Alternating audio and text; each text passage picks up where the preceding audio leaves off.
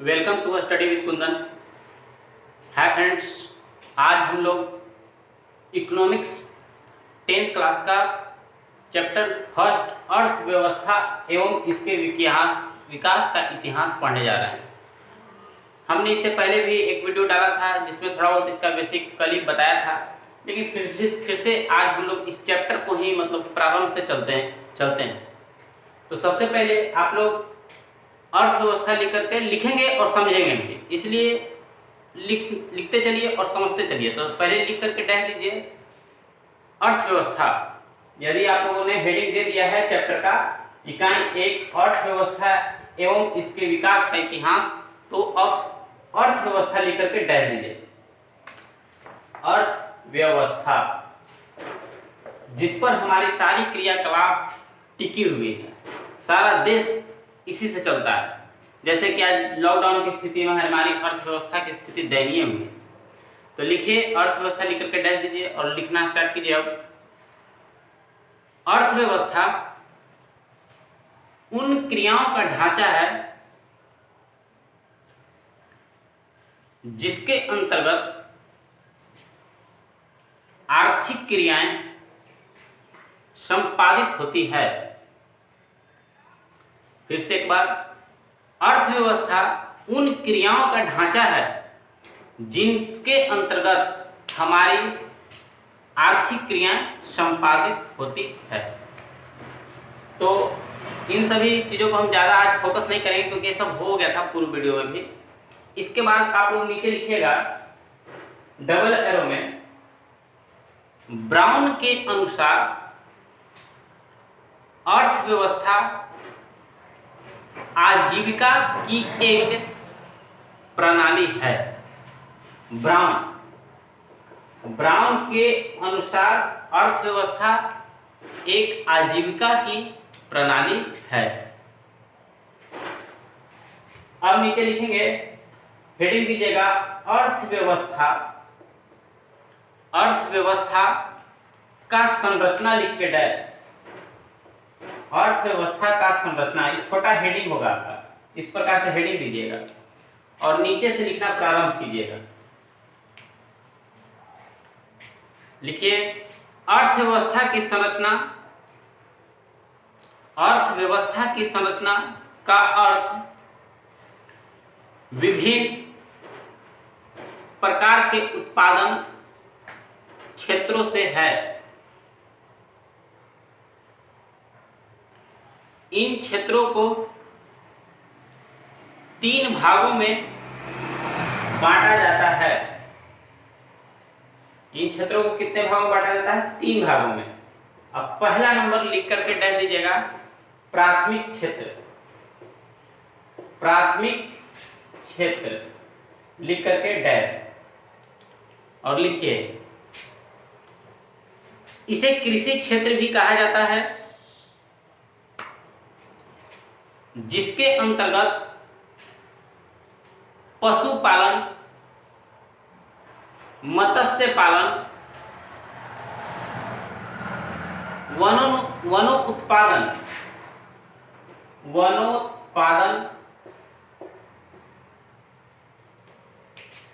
इत्यादि को रखा जाता है। ये पहला हो गया आपका प्राथमिक क्षेत्र। दूसरा लिखिएगा द्वितीयक क्षेत्र लिख के डाल दीजिए। द्वितीयक क्षेत्र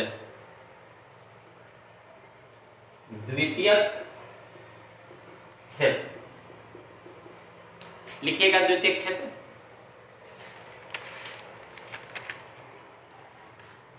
इसे औद्योगिक क्षेत्र भी कहा जाता है। इसके अंतर्गत खनिज, व्यवसाय, निर्माण कार्य, गैस, बिजली को रखा जाता है। तीसरा आपका होगा तृतीयक क्षेत्र। तृतीय क्षेत्र,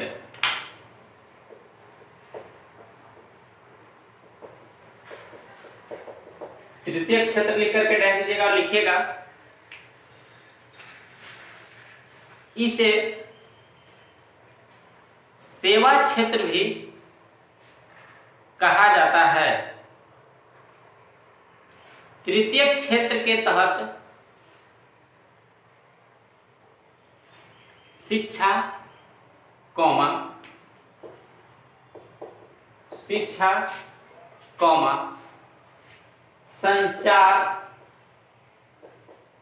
संचार, हॉस्पिटल, बैंक, बीमा होता है ना, पॉलिसी, बीमा, परिवहन, व्यापार आदि आते हैं।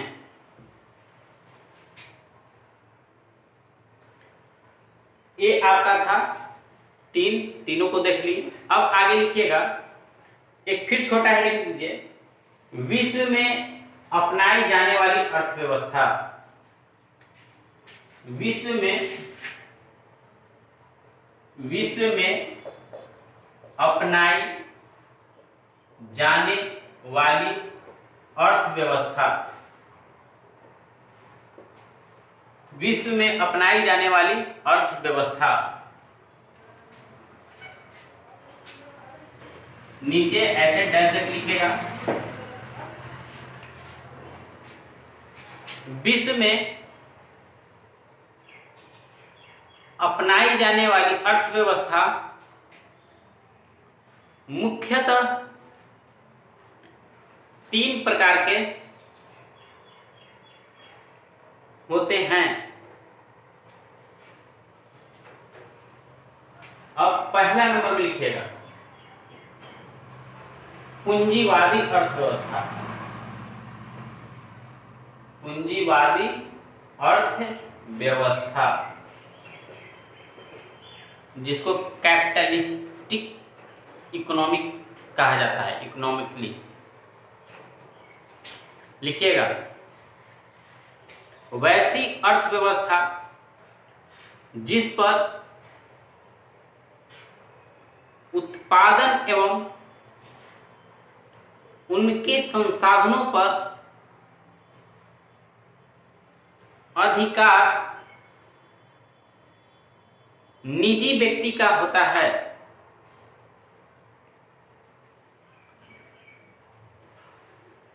इस तरह की अर्थव्यवस्था अमेरिका, जापान,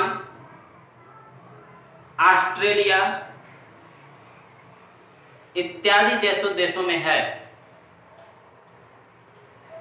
यानी कि वहां के जितने भी संसाधन होंगे उस पर किसी व्यक्ति का अधिकार होगा, किसी स्पेशल, किसी खास निजी व्यक्ति का अधिकार होगा, तो वह होता है पूंजीवादी अर्थव्यवस्था।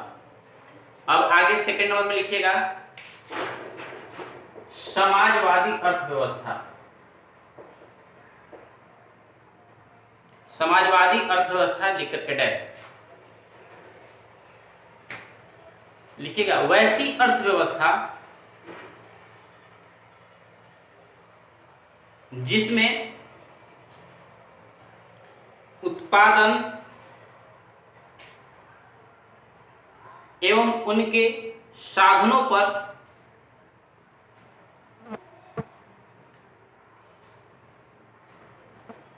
सरकार का अधिकार होता है,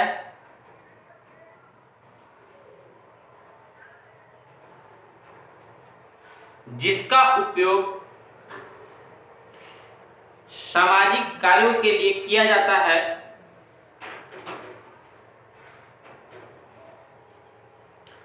समाजवादी अर्थव्यवस्था कहलाता है।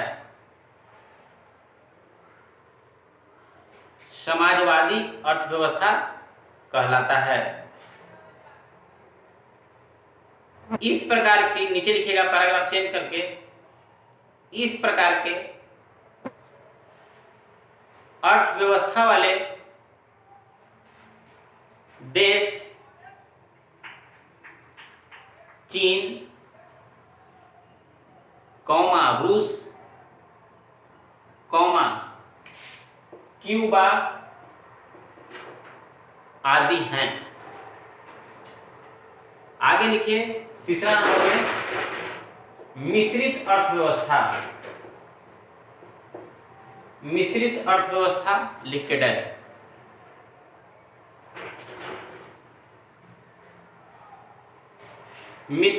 लिखना शुरू कीजिए।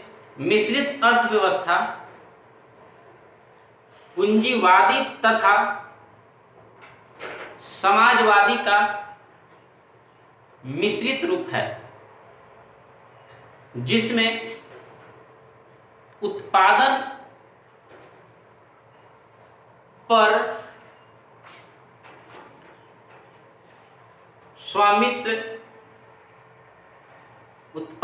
स्वामित्व निजी एवं सरकार दोनों का होता है।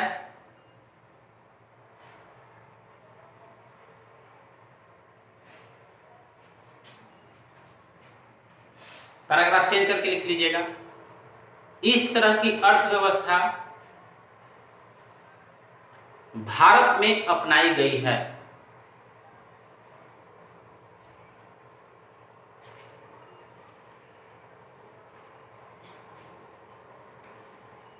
हम समझ रहे हैं कि यहां तक आप लोग समझ रहे होंगे, कोई नया चीज नहीं है ये। अब आगे लिखिए, हेडिंग छोटा हेडिंग लीजिए, अर्थव्यवस्था का विकास। अर्थव्यवस्था का विकास। अर्थव्यवस्था का विकास।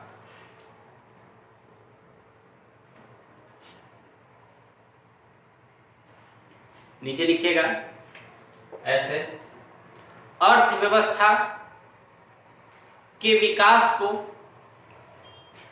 दो स्तर में बांटते हैं। पहला आर्थिक विकास, दूसरा मौद्रिक विकास। ये ऑब्जेक्टिव में आपसे पूछ सकता है प्रश्न कि अर्थव्यवस्था का विकास को मुख्यतः कितने भागों में बांटते हैं, तो दो। एक आपका होगा आर्थिक विकास और एक मौद्रिक विकास। अब नीचे एक क्वेश्चन इसी से रिलेटिव है, क्वेश्चन लिखिएगा कि आर्थिक विकास क्या है। आर्थिक विकास क्या है?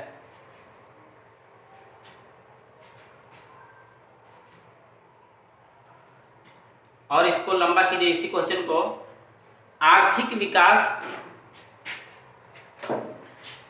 विकास तथा वृद्धि में अंतर स्पष्ट करें।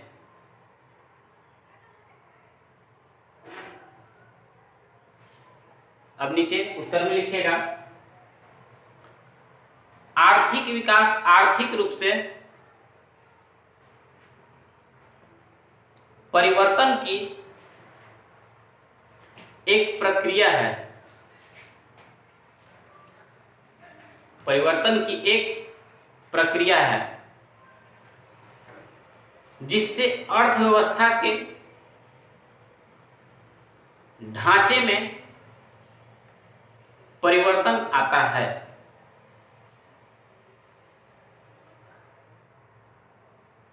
Paragraph change. प्रोफेसर मेयर एवं डार्विन के अनुसार, प्रोफेसर मेयर एवं डार्विन के अनुसार, प्रोफेसर मेयर एवं डार्विन के अनुसार आर्थिक विकास एक ऐसी प्रक्रिया है, आर्थिक विकास एक ऐसी प्रक्रिया है जिसके द्वारा अर्थव्यवस्था के ढांचे में परिवर्तन होता है।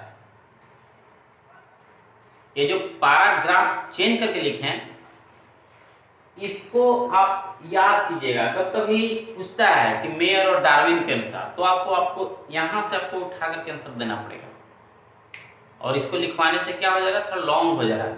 ऐसे जो ऊपर में लिखे वही काफी है यदि 2 नंबर में पूछे तो, लेकिन यदि इन मेयर और डार्विन का कथन पूछना लगे तो आपको ए देना पड़ेगा। फिर से एक पैराग्राफ चेंज करके लिखिए। साहित्यिक दृष्टि से विकास एवं वृद्धि में कोई अंतर नहीं है,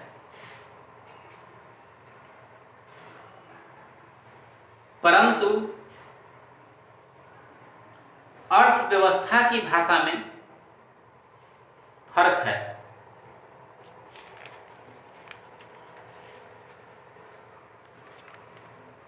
लिखिएगा आगे। ब्राइट के अनुसार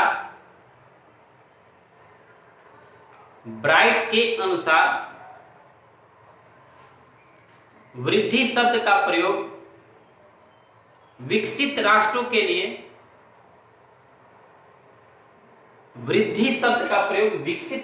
लिए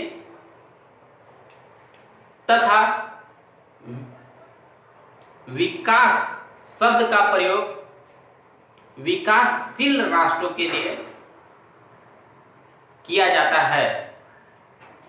एक और डबल एरो में लिख दीजिएगा। ये नहीं समझिए कितना लंबा हो रहा है परिभाषा, वो जो ऊपर का पैराग्राफ था वही था, अब ये लोग कथन है उसको आप डबल एरो पैराग्राफ जो चेंज कर रहे हैं वहां पर आप डबल एरो भी दे सकते हैं। तो डबल एरो में लिखिएगा या नोट में भी लिख सकते हैं इसको। मैनिसन के अनुसार, एक है और है अर्थशास्त्री मैनिसन के अनुसार वृद्धि शब्द का प्रयोग धनी राष्ट्रों के लिए तथा विकास शब्द का प्रयोग गरीब राष्ट्रों के लिए किया जाता है।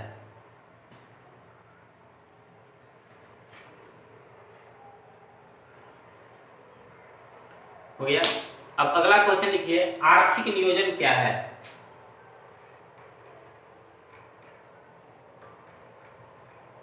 आर्थिक नियोजन क्या है?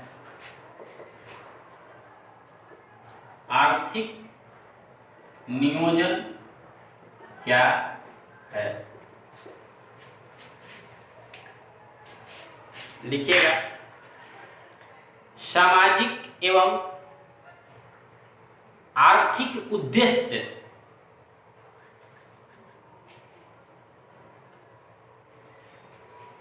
की पूर्ति के लिए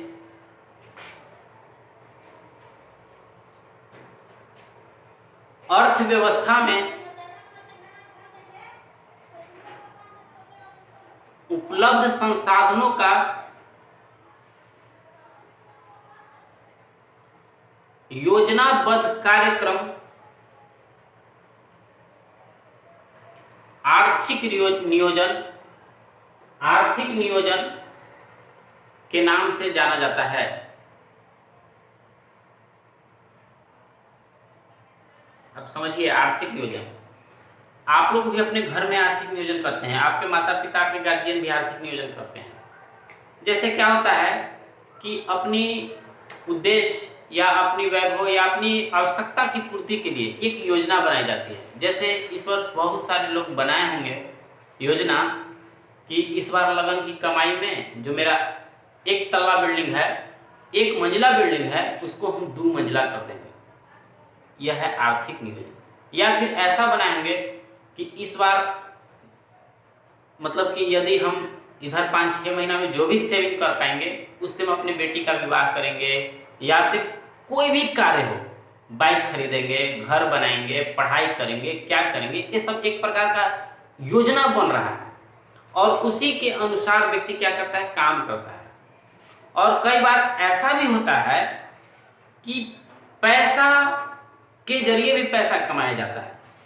जैसे हम कह दें कि इस बार हम पैसा मतलब कि कृषि में इन्वेस्ट करेंगे, कृषि में खर्च करेंगे, उससे हम पोल्ट्री खोलेंगे, मुर्गी फार्म खोलेंगे या कुछ भी खोलेंगे, मत्स्य पालन करेंगे, उसमें हमने पूंजी निवेश किया, जिससे कि आगे चल करके इतना फायदा होगा।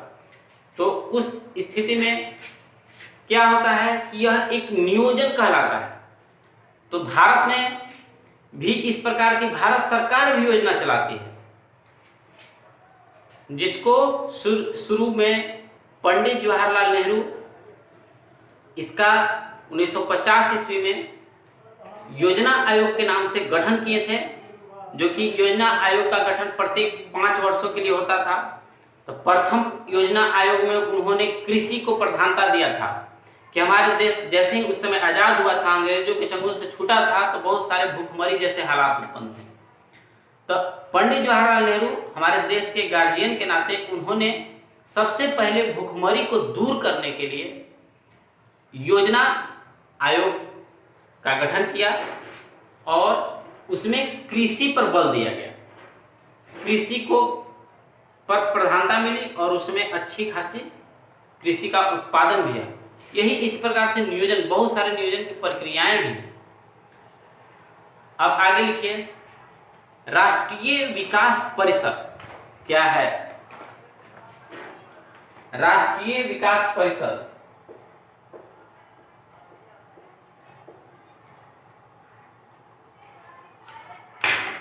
राष्ट्रीय विकास परिषद क्या है? लिखिएगा, राष्ट्रीय विकास परिषद का गठन, इसका ऑब्जेक्टिव इंपॉर्टेंट है। राष्ट्रीय विकास परिषद का गठन, राष्ट्रीय विकास परिषद का गठन 6 अगस्त 1952 ईस्वी को हुआ था, जिसका उद्देश्य सरकार और योजना आयोग के बीच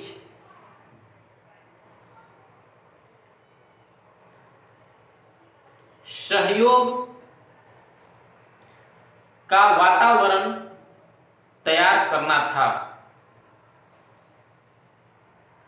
जैसे सरकार कोई भी योजना बनाएगी, तो सरकार जब योजना बनाती है तो उसमें क्या होता है कि सरकार की योजना पर क्या करेगा कि यह काम करेगा, मतलब कि सरकार की योजना और उसके बीच, सरकार के बीच तालमेल। जैसे सरकार कोई भी योजना बनाए कि हाँ 5 साल में ये करेंगे वो करेंगे, जैसे निर्मल नमामि गंगे, फिर से मेट्रो के लिए या फिर कृषि के लिए या फिर सैन्य सुरक्षा के लिए, किसी भी प्रकार की जो भी योजना बनाती है उसमें क्या करेगा कि यह सरकार और उस योजना के बीच एक कड़ी का काम करेगा, एक कड़ी जैसा रहेगा, दोनों के बीच तालमेल को देखेगा कि सरकार जो योजना बनाई वह किस ढंग से उसका काम चल रहा है, क्या उसमें कमियां हैं, उसको सरकार तक वह नोटिस करेगा, सरकार को बताएगा, फिर सरकार उस क्या करेगी, उस कमी को दूर करने का प्रयास करेगा और उस योजना को बढ़ाने में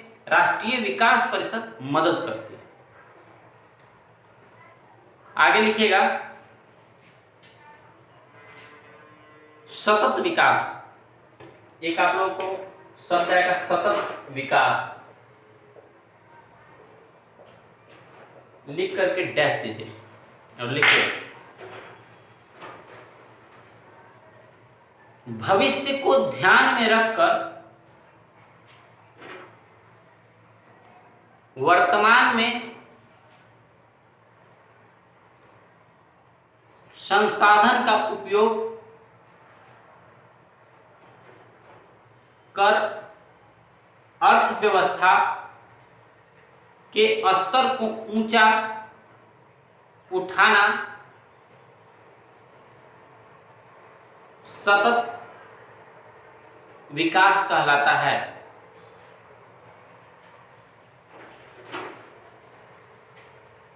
समझिए इसको, सतत विकास। जैसे कि कई बार गवर्नमेंट इस तरह का कदम उठाती है जो कि भविष्य के लिए होता है, जैसे अभी सुनने में आया है, शायद हमको याद नहीं है, ये जो कोविड-19 चल रहा है, कोरोना का प्रकोप, इसका वैक्सीन इटली तैयार कर रहा है।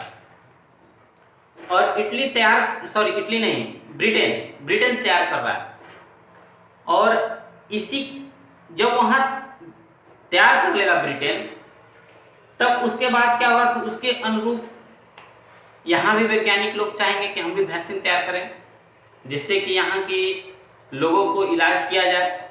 और शुरू में जिस दवाई कंपनी उस वैक्सीन को बनाएगा, उसकी कमाई आप लोग समझ ही रहे हैं कितना होगा। तो इसी को सतत विकास से जोड़िए। जैसे ही वहाँ वैक्सीन बना रहा है, सुनने में आया कि इंडिया की भी कोई कंपनी है, दवाई कंपनी, पता नहीं कौन सा है, रिस्टो है शायद कोई है, वह क्या कर रहा है कि उसके अनुरूप जैसे ही वह तैयार करेगा, उसका पूरा गाइडलाइन और उससे पूरा टेक्निक यह खरीदना चाह रहा है, जिसके लिए शायद 600 करोड़ रुपया इन्वेस्ट भी कर चुका है कंपनी। यदि वह वहाँ सफल होगा तो हम भी यहाँ पे क्या करेंगे कि भारत में कितनी आबादी आप लोग समझ ही रहे हैं, तो उसके अनुरूप अपना क्या करेंगे, दवाई को जल्दी से जल्दी क्या करेंगे, फिर उसी के अनुरूप हम अपना भी मार्केट में उतारेंगे। और शुरुआती दौर में 2 गुना 4 गुना 5 गुना जितना लाभ हो, जान बचे तो लाखों पाए लोग खरीदेंगे ही, बचेंगे ही। तो यह एक प्रकार की सतत विकास की धारणा जैसे एक कंपनी के बीच हम दिखाएं, इसी प्रकार से देश भी देखता है और उसको बने कि भविष्य के लिए पहले ही कर लेता है। अब आगे लिखिए समावेशी विकास। समावेशी विकास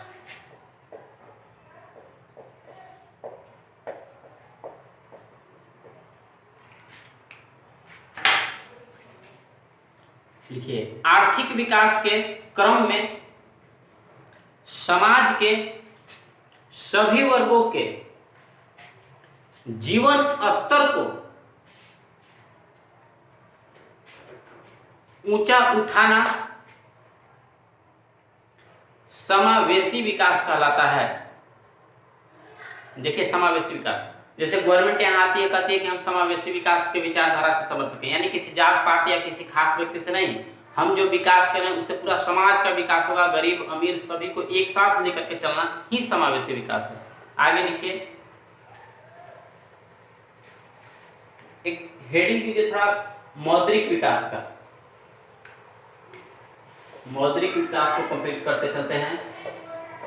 मौद्रिक विकास, मौद्रिक विकास, इसी में पहला है वस्तु विनिमय। वस्तु विनिमय लिख करके डैश दीजिए और लिखिएगा जल्दी से। वस्तु के बदले वस्तुओं का लेन देन कर आवश्यकताओं की पूर्ति करना वस्तु विनिमय कहलाता है।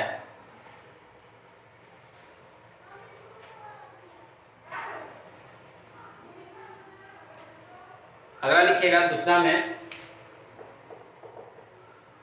क्रय विनिमय। क्रय विनिमय लिखिएगा, मुद्रा की सहायता से वस्तुओं की लेन देन क्रय विनिमय कहलाता है। क्रय किए तो हाँ मुद्रा की सहायता से, तो वह हो गया क्रय विनिमय। फिर से मुद्रा की सहायता से वस्तुओं की लेन देन क्रय विनिमय कहलाता है।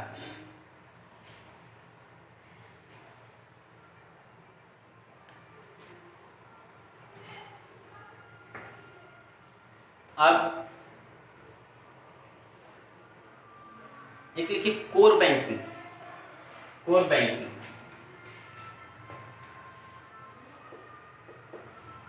कोर बैंकिंग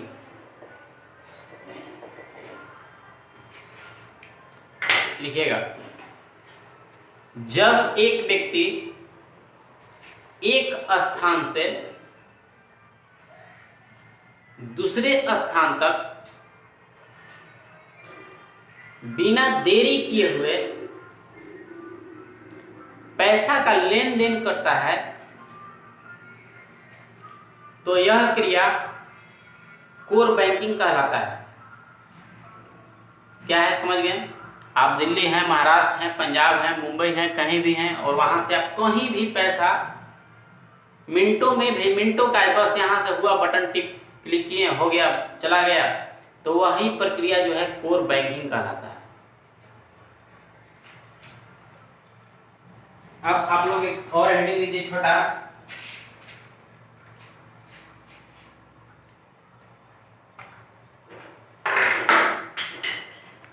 आर्थिक विकास, आर्थिक विकास के मापक सूचकांक।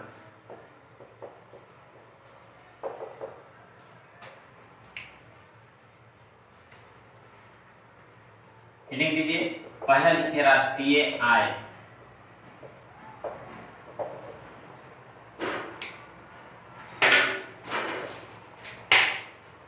और इसको समझिए, आर्थिक विकास के मापक सूचकांक यह क्या है?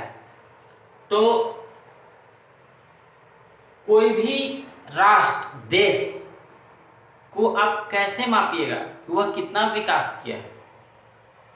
तो इसके लिए कई टर्म है कि हम कैसे बता सकते हैं कि अमेरिका आप कहते हैं, हम कहते हैं कि धनी है, तो कैसे धनी है?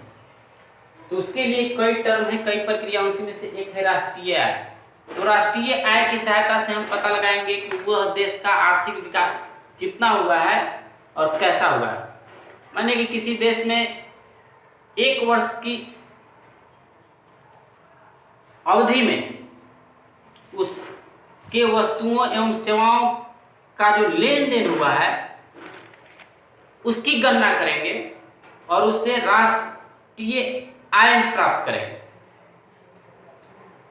तो एक हो गया कि राष्ट्रीय आर्थिक विकास के मापक में एक होगा आपका क्या, राष्ट्रीय आय की सहायता से। फिर दूसरा है, ये तो राष्ट्र का आय हो गया, पूरा संपूर्ण राष्ट्र का। एक होता है प्रति व्यक्ति आय, कि राष्ट्र प्रति व्यक्ति आय निकालने के लिए क्या करते हैं कि राष्ट्र की कुल जनसंख्या, जैसे कोई भी भारत है तो भारत की कुल जनसंख्या और राष्ट्र की कुल आय, राष्ट्र की जितना आमदनी हुई राष्ट्रीय आय और उसके बाद राष्ट्र की आय जितना हुई उसमें क्या करेंगे, कुल जनसंख्या से भागा देंगे, तब हमको क्या प्राप्त होगा, प्रति व्यक्ति आय। दोनों को लिखते चलेंगे, नहीं तो आपको गड़बड़ा जाइएगा। प्रति व्यक्ति आय, पहले राष्ट्रीय आय लिख लीजिए शॉर्ट में। ठीक है, किसी भी देश में एक वर्ष की अवधि में, एक वर्ष की अवधि में वस्तुओं और सेवाओं का मौद्रिक मूल्यों का योग राष्ट्रीय आय कहलाती है।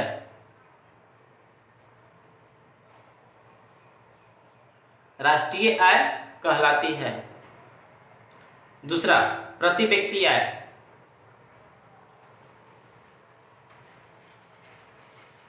राष्ट्र की आय में,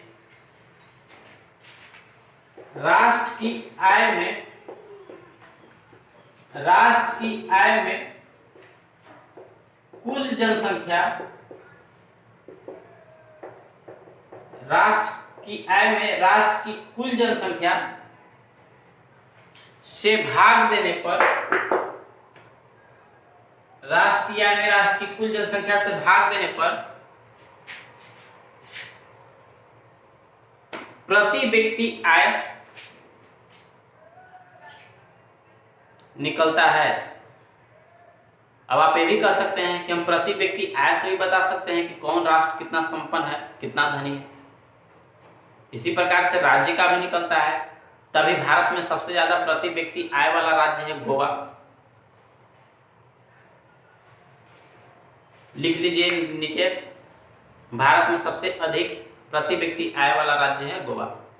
अगला देखिए, ये सब आर्थिक विकास के मापक ही चल रहे हैं, इससे भी पता चल सकता है कि कितना कौन सा देश का आर्थिक विकास हुआ है, इससे भी पता कर सकते हैं। अगला लिखिएगा, मानव विकास सूचकांक।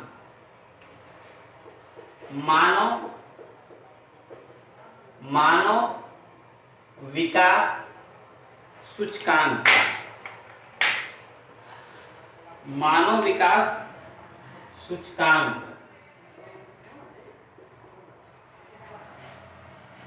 मानव विकास सूचकांक HDI शॉर्ट में इसको कहा जाता है।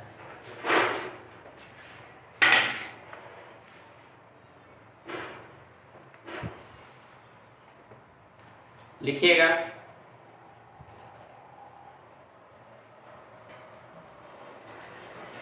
UNDP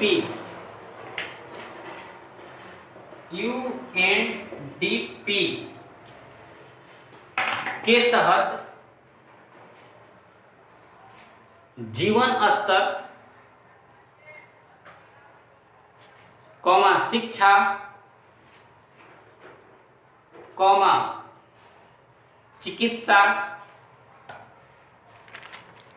चिकित्सा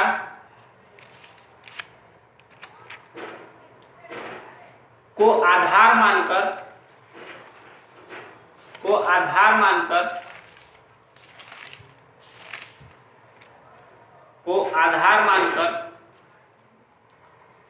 विश्व स्तर पर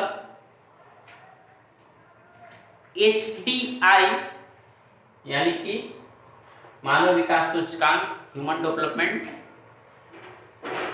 HDI रिपोर्ट तैयार करती है।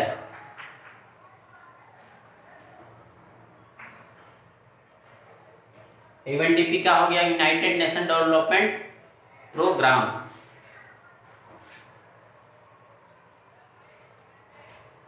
लिख लिए, नीचे लिखिएगा नोट में, आपके बुक में 2004 का आंकड़ा दिया हुआ है, तो 2004 पे छोड़ दीजिए, इसको छोड़िए। ऐसे 2004 में जो बुक में दिया है, परीक्षा में से पूछने का चांस बहुत कम है, लेकिन बुक में तो 2004 का ही दिया हुआ है। ये तो प्रत्येक वर्ष चेंज होते रहता है। तो 2004 के आंकड़े के अनुसार भारत 126वां रैंक पर था, 126। लिख लीजिए, 2004 के आंकड़े के अनुसार 2004 के आंकड़े के अनुसार भारत HDI में 126वें स्थान पर था। 126वें स्थान पर था। अब HDI में प्रथम स्थान कौन सा देश लाता है? तो ये तो हर वर्ष चेंज होते रहता है, लेकिन अक्सर नंबर 1 पर आता है नॉर्वे। अब नॉर्वे का आप जानिएगा तो उसका नियम कानून बहुत अलग है। वहां पे तब तक बच्चा को पढ़ाता है, किसी स्टूडेंट को पढ़ाता है, जब तक वह किसी रोजगार को प्राप्त न कर ले। उसकी ऐसी व्यवस्था है जिसके कारण ह्यूमन डेवलपमेंट बहुत ज़्यादा हुआ है। वहाँ पे ह्यूमन डेवलपमेंट को कैसे आंका जाता है? तो उसका जीवन स्तर को देखा जाता है, किस प्रकार का जीवन यापन कर रहा है। अब पैदल चल रहा है कि BMW में चल रहा है, ये हो गया। उसकी शिक्षा क्या है, कहाँ तक वो पढ़ा, छठे सतवां जितने लोग हट गया, बस्ता ढोना बंद कर दिया कि मारदम ग्रेजुएशन पर ग्रेजुएशन, डबल ग्रेजुएशन है, MA करे में लगल है। उसका चिकित्सा क्या है?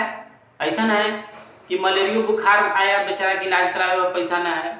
ऐसा वो ऐसा है कि भयंकर कैंसरों जैसा रोग से पैसा का बदौलत, सुविधा के बदौलत, संसाधन के बदौलत बच जा रहा है। तो ये सब शिक्षा का स्तर, चिकित्सा का स्तर, जीवन स्तर के आधार पर HDI रिपोर्ट देता है। तो उसमें 2004 में भारत 126वां स्थान पर था, जबकि नॉर्वे बराबर अक्सर पहला स्थान पर आता है। टॉप हमारे जहां तक हमें ज्ञान है, नॉर्वे टॉप 3 से कभी हटता ही नहीं है। आगे लिखिए, मानव विकास रिपोर्ट। मानव विकास रिपोर्ट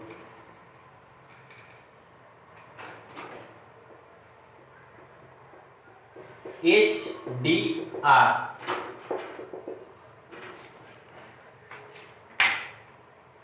लिखिएगा। यूएनडीपी के तर्ज पर, यूएनडीपी के तर्ज पर भारत में पहली बार 2002 ईस्वी में 2002 ईस्वी में मानव विकास रिपोर्ट तैयार किया गया। यह लाइन बहुत इंपॉर्टेंट है। पहली बार एचडीआर कब हुआ? तो 2002 में तैयार किया गया।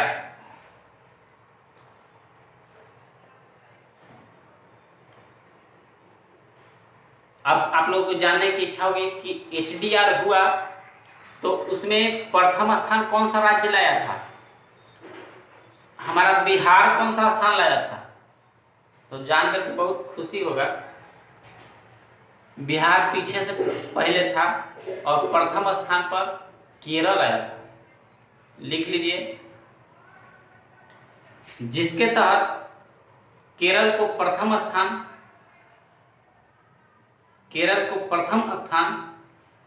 उसी में, तथा बिहार, मध्य प्रदेश, राजस्थान,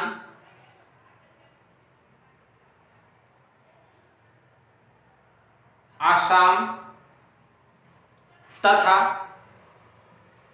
उत्तर प्रदेश को अंतिम श्रेणी में रखा गया।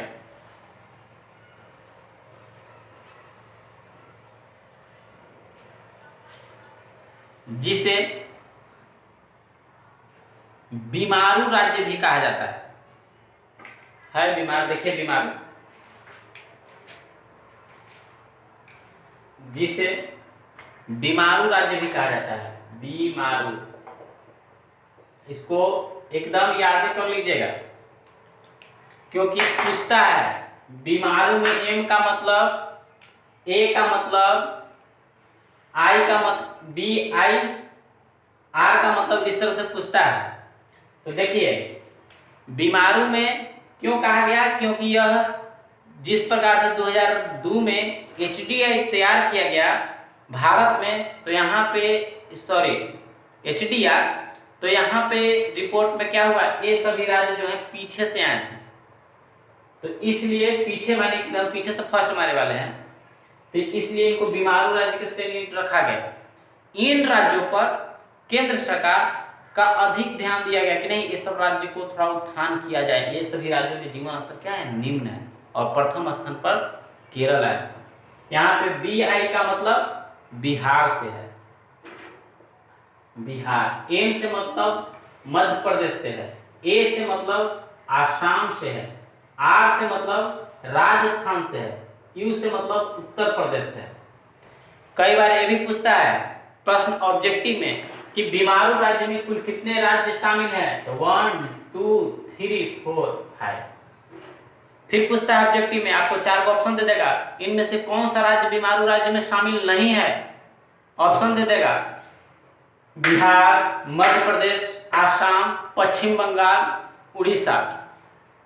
तो उसमें आपको पकड़ना पड़ेगा, यू से उड़ीसा मत मार दीजिएगा, यू से उत्तर प्रदेश है। ठीक है, आगे इसी प्रकार से लिखिए। एक क्वेश्चन बहुत इंपॉर्टेंट बिहार से रिलेटिव है, पूछ सकता है बोर्ड में। बिहार के आर्थिक पिछड़ेपन के कौन कौन कारण हैं? बिहार के आर्थिक पिछड़ेपन के कौन कौन कारण हैं?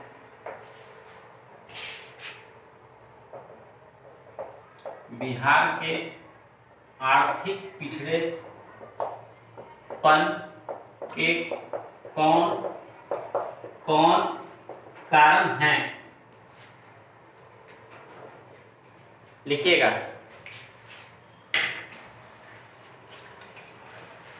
बिहार के आर्थिक पिछड़ेपन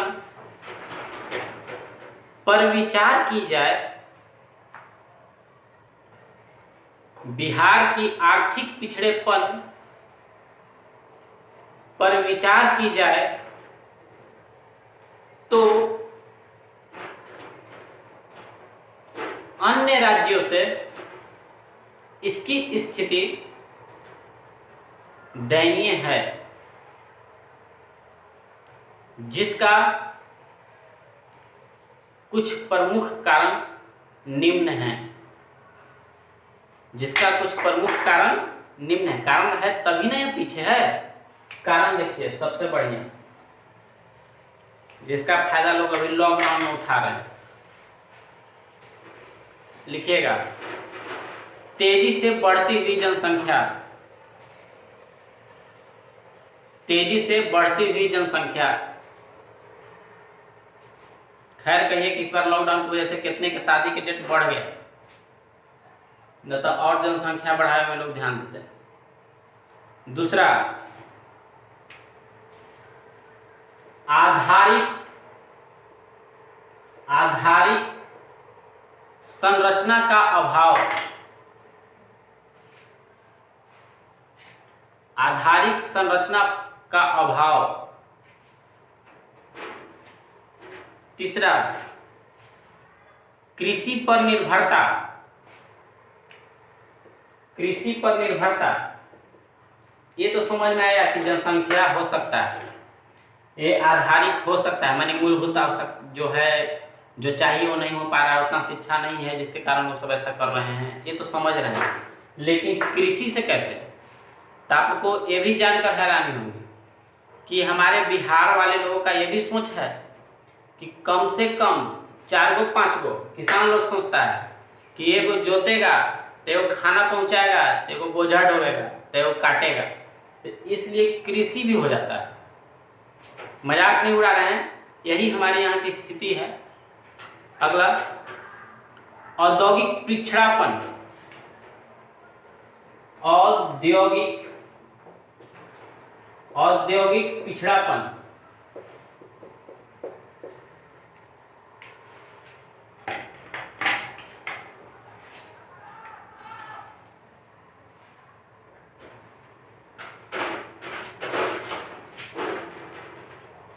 औद्योगिक में क्या है, पीछे यहाँ कल कारखाने हैं ही नहीं, तो कहाँ से आर्थिक स्थिति मजबूत होगा? केवल कृषि पर ही है। कृषि बेचारा जितना खेती कर पाता है, जितना लोग मेहनत करते हैं, उसके अनुसार उचित उनको कीमत मिलता ही नहीं है, तब क्या होगा? ये सब पिछड़ने का कारण है आर्थिक दृष्टिकोण से। अगला, बाढ़ एवं सूखाग्रस्त क्षेत्र होना, ये कारण भी है। बाढ़ एवं सूखाग्रस्त क्षेत्र होना क्या है यहाँ पे? कभी बाढ़ तो कभी सुखाड़। उत्तरी बिहार हर बार कोसी की वजह से दह जाता है। बेचारे कितने के किसान लोगों का लगाया हुआ पूंजी सब डूब जाता है, भूखमरी जैसी स्थिति हो जाती है, तो इधर सुखाड़ ही आ जाता है। हो गया। अगला लिखिए क्वेश्चन, बिहार के पिछड़ेपन के रोकने के उपाय। बिहार के पिछड़ेपन के रोकने का उपाय लिख करके अब नीचे लिखेगा डैश देकर के ऐसे ही।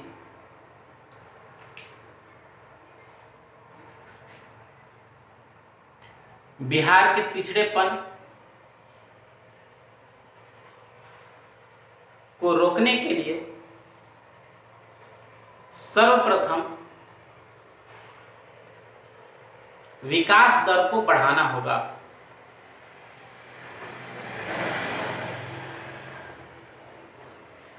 साथ ही कुछ और उपाय करनी होगी जो निम्नलिखित है। पहला, जस्ट इसका उल्टा लिखिए। पहला, जनसंख्या नियंत्रण लाकर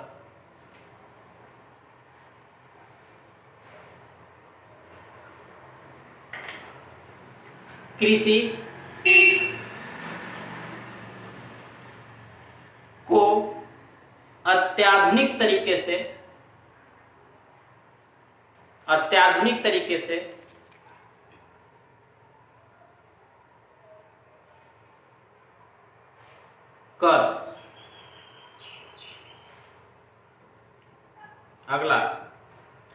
सड़क, शिक्षा, अस्पताल, बैंक, बिजली जैसे संसाधनों की आधारभूत संरचना को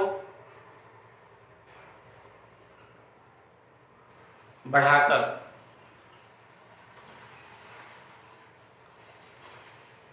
बाकी आप लोग एक दो अपने से भी लिख लीजिएगा। अब अगला लिखिए बीपीएल। बीपीएल क्या है? BPL below poverty line.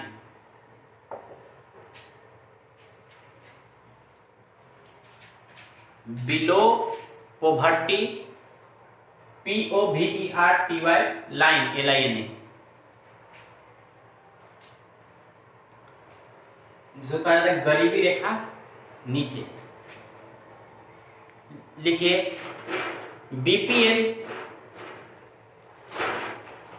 गरीबी निर्धारण का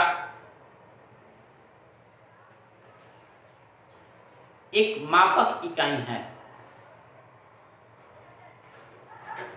जिसे राष्ट्रीय स्तर पर कैलोरी की मात्रा को आधार बनाया गया है।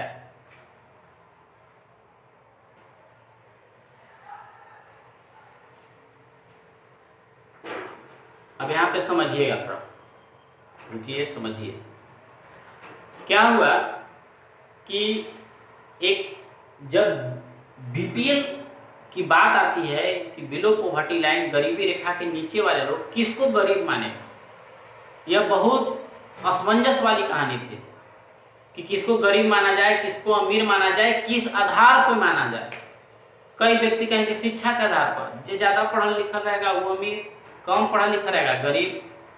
तो आप देख ही ले सकते हैं, बहुत से हैं, सचिन तेंदुलकर मैट्रिक फेल, कई बार में पास किए हैं, क्या उनको बीपीएल के नीचे रखा जाए, बीपीएल में रखा जाए? नहीं हो सकता। और हमारे देश के देख सकते हैं, हमारे राज्य के ही नेता लोग हैं महान जो कि शिक्षा के स्तर पर नीचे हैं, क्या उनको रखा जा सकता है? नहीं रखा जा सकता। तो इसलिए शिक्षा को हटा दिया गया कि नहीं, एकरा में अमीर आदमी भी अनपढ़ है, फिर किसको रखा जाए? तो फिर आया कि उसके पास कितना, मतलब कि सुविधा है रहन सहन का। तो बहुत सारे ऐसे व्यक्ति भी हैं जो कि अपने रहन सहन का सुविधा, तो बहुत सारे ऐसे भी व्यक्ति हैं जो अपने रहन सहन की सुविधा किसी प्रकार से ठीक ठाक कर लिए हैं, जो कि कर्ज उर्ज के माध्यम से हो गया है, वो भी नहीं माना जा सकता। माने कि कई प्रकार की विडंबना हो रही थी, कोई किसी अलग अलग प्रकार के तर्क तथ्य दे रहे थे, लोग परेशान थे पहनावा ओढ़ावा को लेकर के। यहाँ भी ऐसा भी होता है कि आप गरीब से गरीब आदमी देखिएगा, कुछ रहे चाहे न रहे, लेकिन पहनावा ओढ़ावा में अमीरों के फेल कर ले रहता है। कई ऐसे भी व्यक्ति होते हैं, बहुत बड़का धन सेठ है, बहुत सारे उसके पास करोड़ों की संपत्ति है, लेकिन पहनने के नाम पर एकदम लंगा फकीर है। तो इन सभी को देखते हुए कहा कि नहीं, इस तरह से गरीब नहीं निर्धारण होगा। तो कैसे होगा? तो यह देखा जाएगा कि कोई व्यक्ति कितना भोजन करने में वह सक्षम है, कम से कम जो उसके लिए अनुकूल भोजन है, जितना कैलोरी उसको चाहिए वैज्ञानिक दृष्टिकोण से, वह उतना कैलोरी ऊर्जा ले पा रहा है या नहीं, उसी के आधार पर बीपीएल बना जाएगा। और बीपीएल में सबसे पहला काम यही होगा कि कोई व्यक्ति भूखे ना मरे, उसको अनाज दिया जाए, उसको राशन की सुविधा प्रदान की जाए। तो इसमें हम नीचे लिखेगा, पैराग्राफ चेंज करके शायद यहां तक लिख लेते हैं, कैलोरी की मात्रा निर्धारित की जाती है, जिसे फिर से एक बार बोल ही देते हैं कि बीपीएल गरीबी निर्धारण की एक मापक इकाई है, जिसे राष्ट्रीय स्तर पर भोजन में कैलोरी की मात्रा को आधार बनाया गया है। यहां तक शायद लिख लिए थे, पैराग्राफ छोड़ दिए, पैराग्राफ नहीं चेंज किए, लिख लिए एक साथ में। जिसके तहत ग्रामीण क्षेत्रों में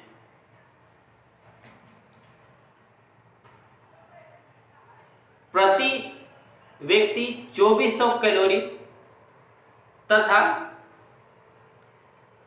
शहरी क्षेत्रों में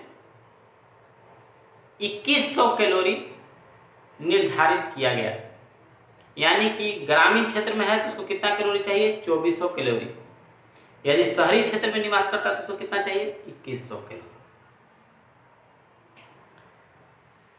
अब एक और है आपका नरेगा क्या है।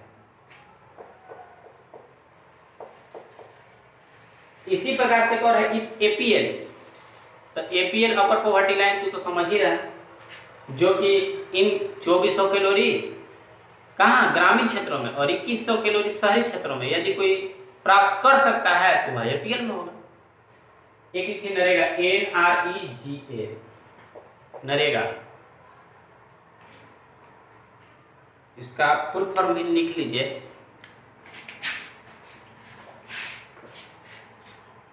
NREGA, national rural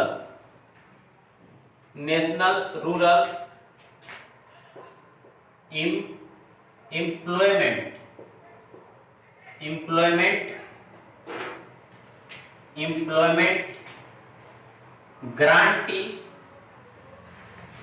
ग्रांटी act, national rural employment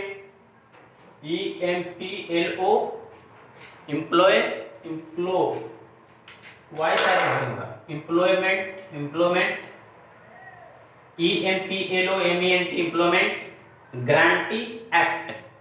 कई बार इसका परीक्षा में आपसे फुल फॉर्म भी पूछता है, इसको ध्यान में रखिएगा। और ऐसे भी पूछता है कि नरेगा में ए का मतलब क्या होता है? तो एक्ट। नरेगा में आर का मतलब क्या होता है? तो रूरल। डैश करके लिखिएगा,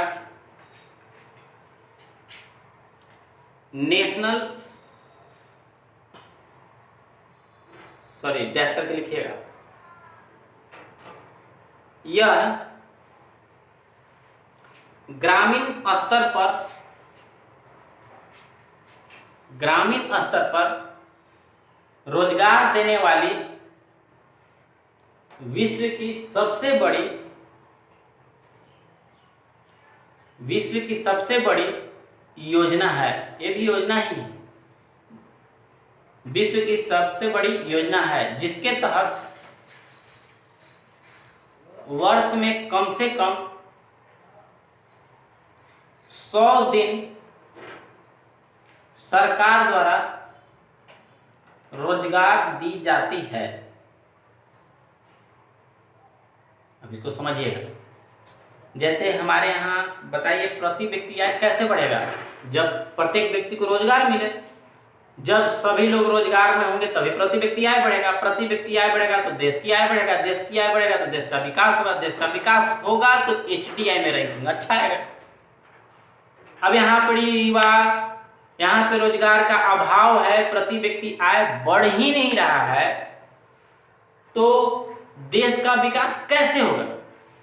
इसके लिए भारत सरकार ने नरेगा, जिसका फुल फॉर्म आपने देखा national rural employment guarantee act है, लाया, जिसका हिंदी किया जाए तो राष्ट्रीय ग्रामीण रोजगार गारंटी योजना। राष्ट्रीय रूरल मतलब होता है ग्रामीण, एम्प्लॉयमेंट मतलब होता है रोजगार, और गारंटी एक्ट मतलब योजना।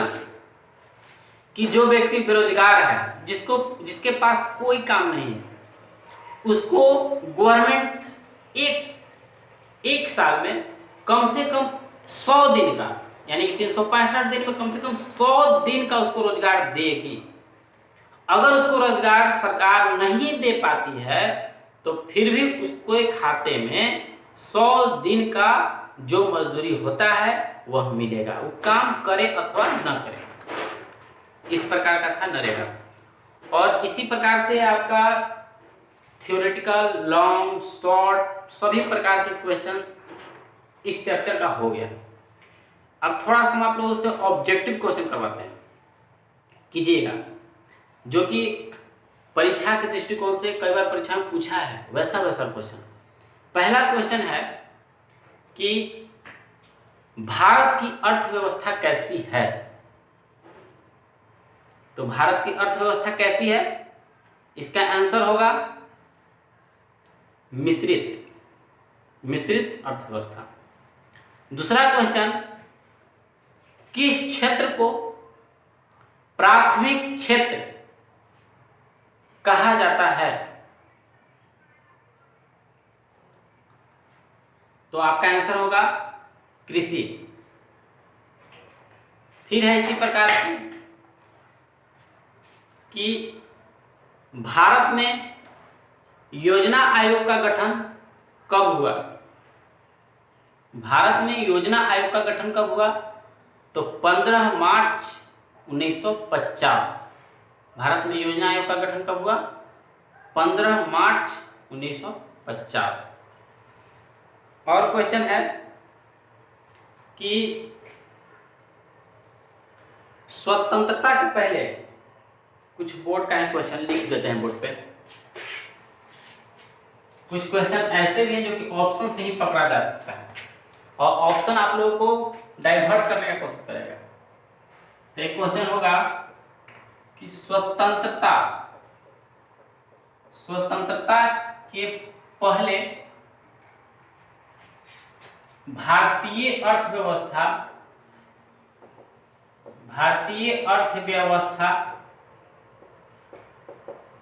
कैसी थी। ऑप्शन है आपके पास, ऑप्शन है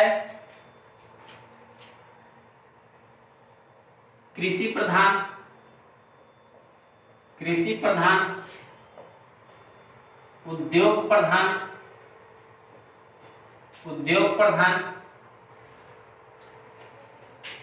व्यवसाय और सभी। एक और क्वेश्चन आप लोगों के लिए है,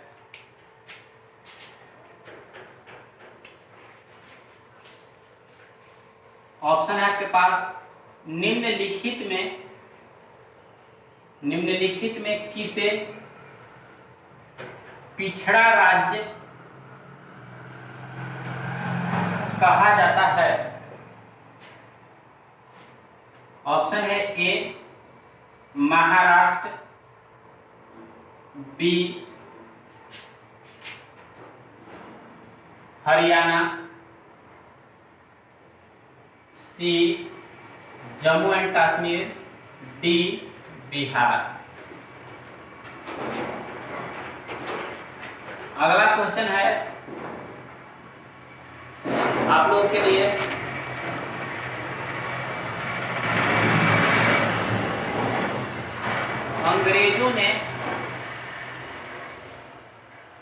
अंग्रेजों ने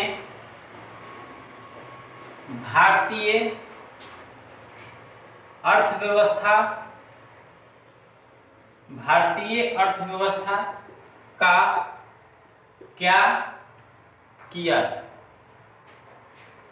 ऑप्शन है आपके पास, पोषण, बी शोषण, सी कुपोषण, डी सभी। तो इसका आंसर, अगला क्वेश्चन का आंसर आप लोगों को बता देते हैं। फूट डालो और शासन करो की नीति किसने अपनाई। बोर्ड में सब पूछा हुआ क्वेश्चन है। फूट डालो और शासन करो की नीति किसने अपनाई। ऑप्शन नंबर ए अंग्रेज, ऑप्शन नंबर बी मुसलमानों ने, ऑप्शन नंबर सी पारसियों ने, ऑप्शन नंबर डी व्यापारियों ने। किसने किया था, तो अंग्रेजों ने, इसका आंसर होगा। इसी प्रकार से और क्वेश्चन है, अर्थव्यवस्था कितने प्रकार की होती है। अर्थव्यवस्था कितने प्रकार के होते हैं, कितने प्रकार के, 3। और क्वेश्चन है बोर्ड में जो पूछा है, साहित्यिक दृष्टिकोण से विकास और वृद्धि में क्या अंतर है? साहित्यिक दृष्टिकोण से विकास और वृद्धि में क्या अंतर है? हम इसका उत्तर नहीं देने वाले हैं, क्योंकि अगर आप मेरा लिटरेचर अच्छा से सुने होंगे या लिखे होंगे, समझे होंगे, तो इसका उत्तर आप जरूर कमेंट में दीजिए। अगला क्वेश्चन है, इसका ऑप्शन दे देते हैं। ऑप्शन नंबर ए, कोई अंतर नहीं। ऑप्शन नंबर बी, अंतर। ऑप्शन नंबर सी, कभी अंतर कभी अंतर नहीं। ऑप्शन नंबर डी, इनमें से कोई नहीं। अगला क्वेश्चन है, सतत विकास का उद्देश्य क्या है? ऑप्शन आपको देते हैं। सतत विकास का उद्देश्य क्या है? ऑप्शन नंबर ए, केवल अपनों का विकास। दूसरा, एक समुदाय का विकास। तीसरा, सभी वर्गों का विकास। चौथा, इनमें से कोई नहीं। अगला क्वेश्चन है, नरेगा किस तरह का कार्यक्रम है? नरेगा किस तरह का कार्यक्रम है? ऑप्शन ए, राज्य स्तर का। ऑप्शन बी, राष्ट्रीय स्तर का। ऑप्शन सी, अंतरराष्ट्रीय स्तर का। ऑप्शन डी, ग्रामीण स्तर का। सभी का उत्तर दीजिएगा कमेंट में। अगर सुने होंगे तो पक्का आप लोग श्योर बना पाएंगे। अगला क्वेश्चन है कि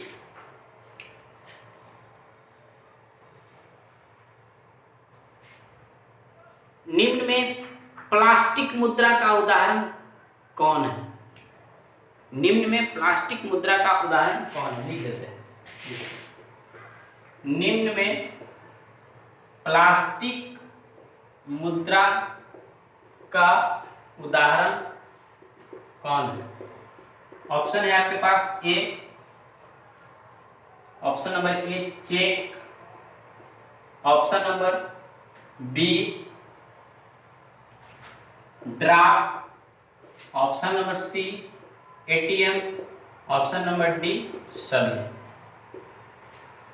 और एक और क्वेश्चन आप लोगों से है, उसका उत्तर आप लोगों को खुद देना है। राष्ट्रीय विकास परिषद का स्थापना कब हुआ? राष्ट्रीय विकास परिषद का स्थापना कब हुआ? यदि आप इतने सारे ऑब्जेक्टिव प्रश्नों को बना पाते हैं तो आप श्योर रहिए कि आपसे बोर्ड में इस चैप्टर से ऑब्जेक्टिव नहीं छूटने वाला। फिर भी अपने स्तर से भी स्टडी करते रहना चाहिए। पढ़ाई कभी संपूर्ण नहीं होता, पढ़ते रहिए। इन सभी क्वेश्चनों का उत्तर देते हैं। स्वतंत्रता के पहले भारतीय अर्थव्यवस्था कैसी थी? तो कृषि प्रधान था। निम्नलिखित में से किसे पिछड़ा राज्य कहा जाता है? तो बिहार। अंग्रेजों ने भारतीय अर्थव्यवस्था का क्या किया? क्या किया था? शोषण। निम्न में प्लास्टिक मुद्रा का उदाहरण क्या है? तो चेक तो जाने ना, कागजी मुद्रा है, कागज है ना। ड्राफ्ट कागजी मुद्रा है। एटीएम ही होता है प्लास्टिक का, तो एटीएम। और आज के लिए इतना ही।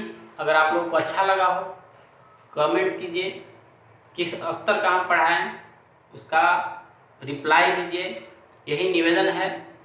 लाइक कीजिए यदि अच्छा लगे तो, और सब्सक्राइब कीजिए। जैसा हो हमें बताने का कृपा कीजिए। Thank you, that's all.